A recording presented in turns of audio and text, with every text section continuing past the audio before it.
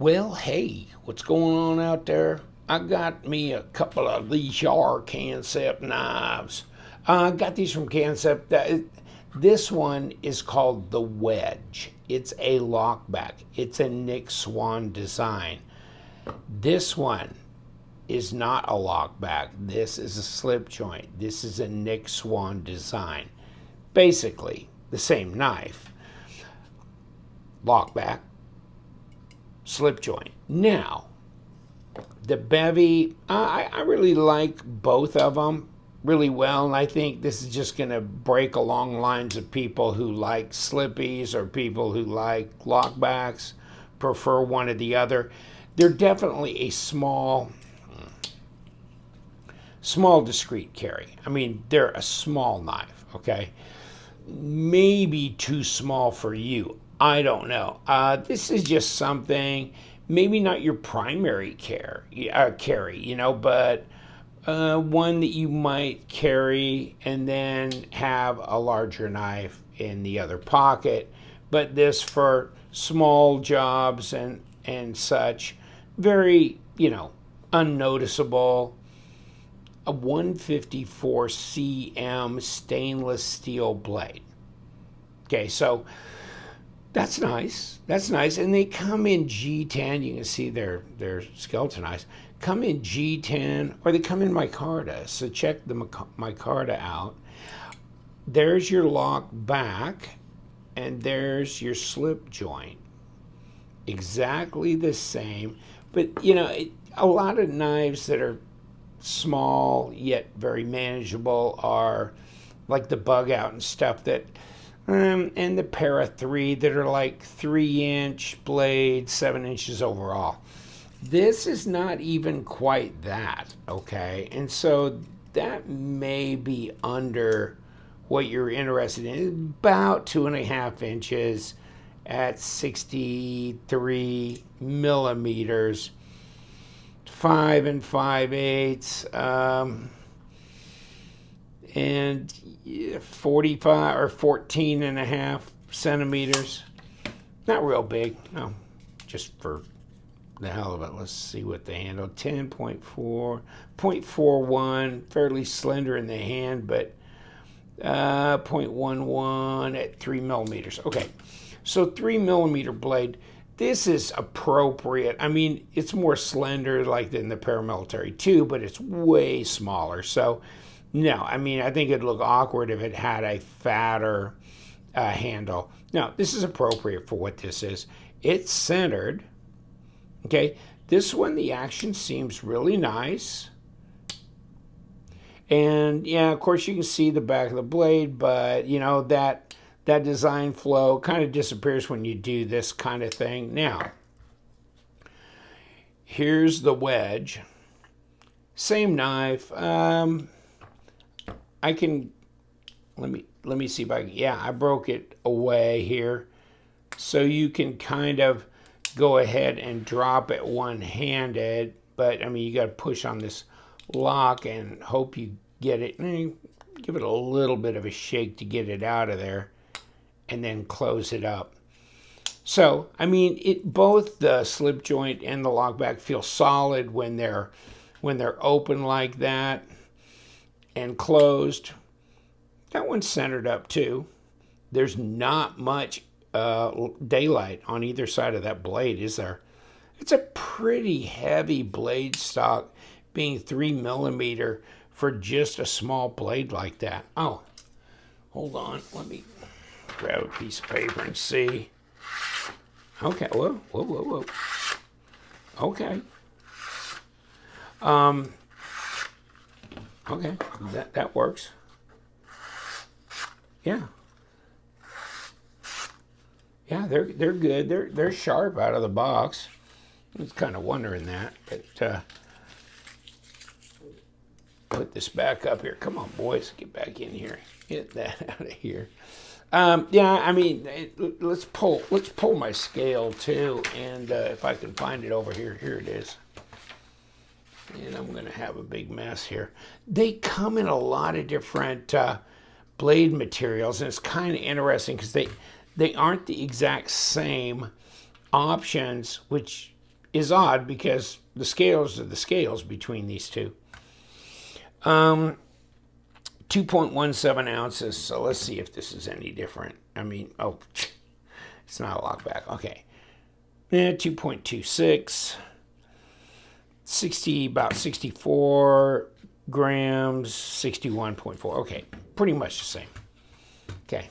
Now, I was going to say, let me see if I got that. Okay. So this here is the Bevy slip. So you can get this in jungle wear carbon fiber in S35. Okay. Now, it's more expensive. You can get it in black marbled carbon fiber in S35. That's $68. That's not a bad consideration to jump from 154 to S35 and not much money, 15 bucks. Okay, and by the way, LTK is your discount code on White Mountain knives, so that'll give you 10% off. Okay, so that's $6.80, whatever, and this is $5.30. Natural G10, red. I got mine in red, and it's 154. To me, that's fine. Okay, which means it's 55 bucks. So $5.50. So what am I at? $49.50. Am I doing that right? So okay. I mean, that doesn't seem not with 154 cm. That doesn't seem bad at all. Okay. Now, check out the Wedge because they have some different options here. I don't see the jungle carbon fiber here at all, okay? But I see the 154, but I don't see an S35 option. Isn't that odd? Okay. But there is carbon fiber, natural G10, and then you have the brown or the green micarta, and then the red G10. So, whatever.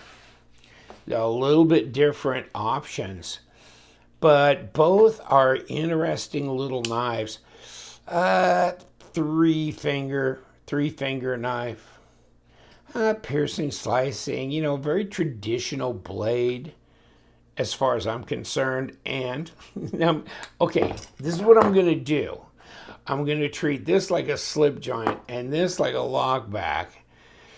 I'm gonna lose my mind. But yeah, I do like this G10. I like G10 because you know what? You just throw it in your pocket. It's like no pocket clip.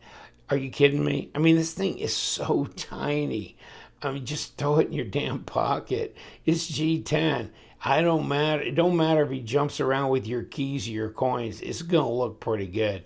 I always carry my knife in my right front, and I never put change or keys in my right front pocket. I always put them in my left front pocket. I don't know why, but I just always.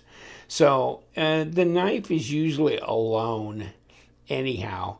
It's good, and fit and finish on this is pretty good. Everything about Kansept reminds me of Kaiser knives, and of course it does.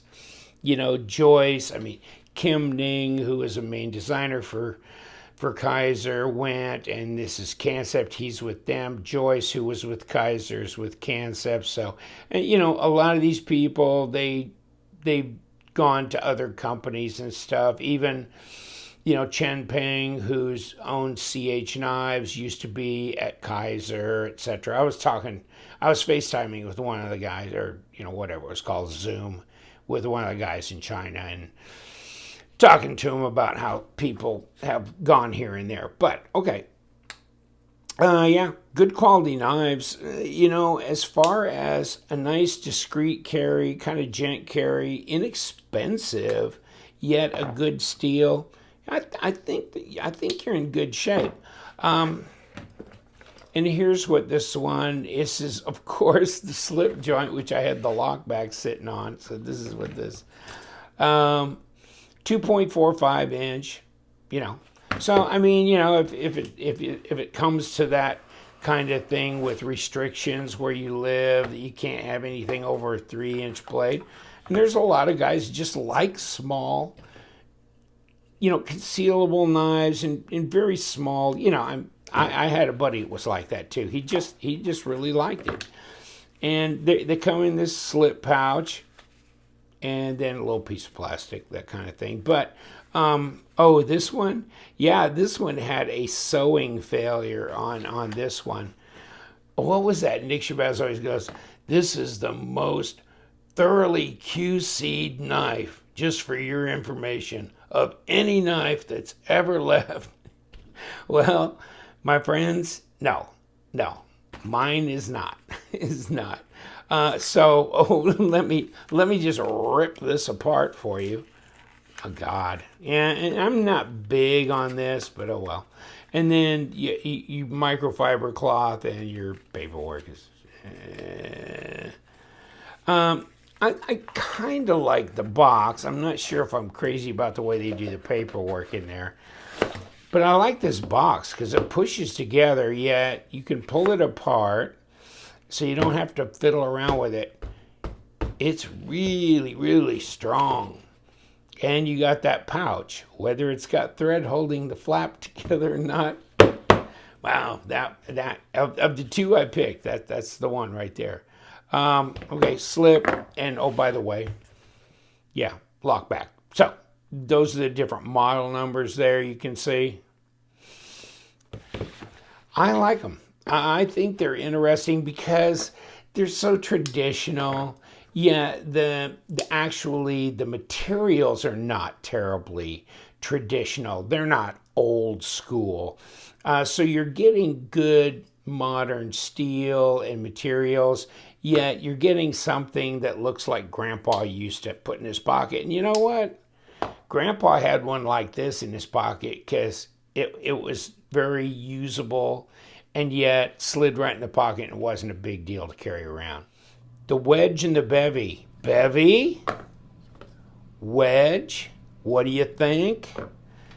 Interesting. For the money, if you don't go crazy with the S35 and the jungle, carbon fiber, I think you're good. I think you're really good. Take care. Hey, sub to my channel if you would. Somewhere around here it says love them knives, because we do love them knives. So you guys stay sharp.